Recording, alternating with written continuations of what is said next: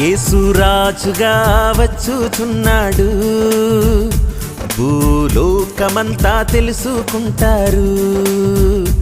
యేసు రాజుగా వచ్చుచున్నాడు, భూలోకమంతా తెలుసుకుంటారు.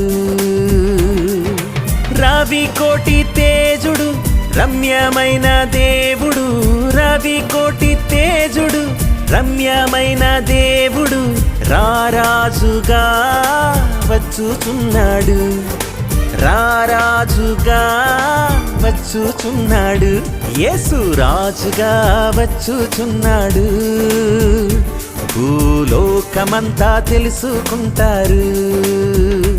యేసు రాజుగా వచ్చుచున్నాడు, భూలోకమంతా తెలుసుకుంటారు.